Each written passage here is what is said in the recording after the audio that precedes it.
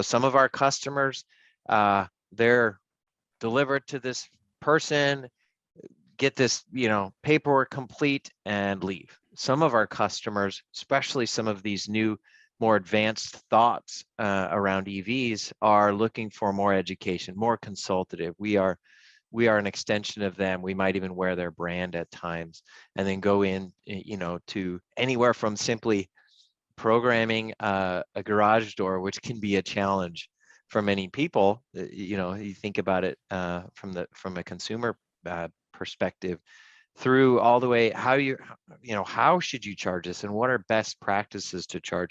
So it really runs the gamut. I think it's going to be an evolutionary process. I think generally speaking, there's going to be a whole new mindset and training associated to this. But I think as the younger demographic continues to push into the EV market, or plug-in hybrids type perspective, where you've got these dual propulsion systems, it's just going to take time. I think generally speaking, understanding that you don't need an oil change, or you don't need to go to a gas station is still a challenge for people. Yeah, for sure. The impact on the daily driving is it's a brand new way of thinking about the role of the car, right?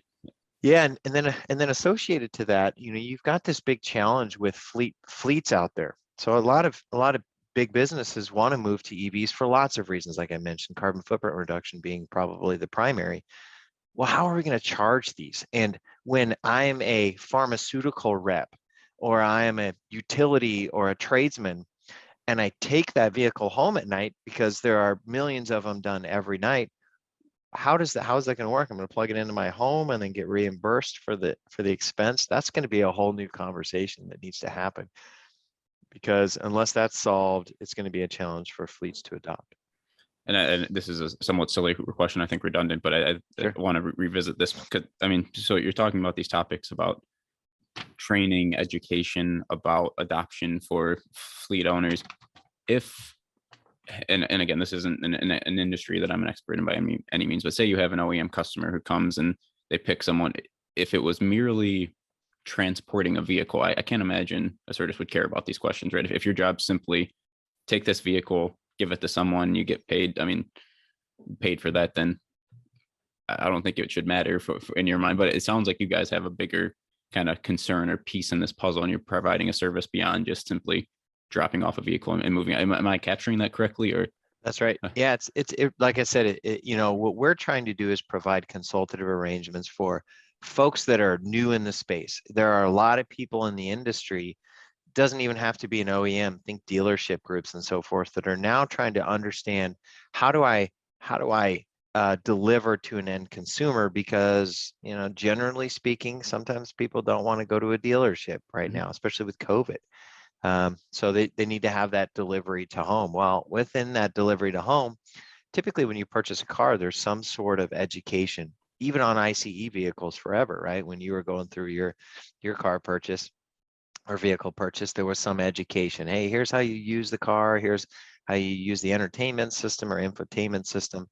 So absolutely. So we're educating back into our customers that it's not just about the pickup and delivery, because this is a new means of mobility for people, and a new means of technology that you take that extra step and your customer satisfaction levels will increase.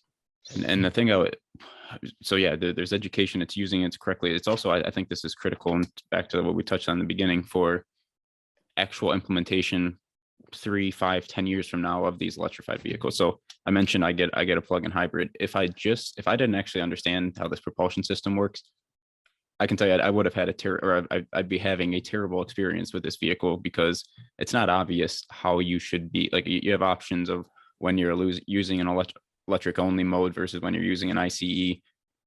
If I didn't know what I was doing, I'd be driving just an ICE vehicle that's heavier because it has a battery pack in it, and not actually optimizing and understanding, okay, I have X range, I'm going to use it for this trip because that's all I'm going. And these types of questions, they seem kind of nuanced and something that only a nerdy engineer should care about, but they're important for plug-in hybrids. They're also important for someone who's getting an electric vehicle. So, you mentioned temperature. Someone orders whatever electric vehicle and they try to take it out today where it was 10 degrees this morning. Like, you're going to get 30% less range than you think you should. And it's not because there's a problem with the car. It's not because the car is terrible. It's physics, right? Like, yeah. And these types of questions are important if we want to have a good customer experience for these end customers. Yeah, I think it's a great, you know, I know personally many folks that I'm having these conversations with, and they don't understand the degraded battery capacity on temperature and how temperature relates to that. Your point on plug-in hybrids, that's a huge opportunity. I think most of the time it's on the end consumer to do the education, especially in the remarketing channels, as now that you know, these EVs and plug-in hybrids are in the remarketing channels. They've got to educate themselves. So I think it's, Brandon, I think it's upon all of us. I think it's upon yourself and the platform here and many others to then educate why purchase a plug-in EV if you don't understand it.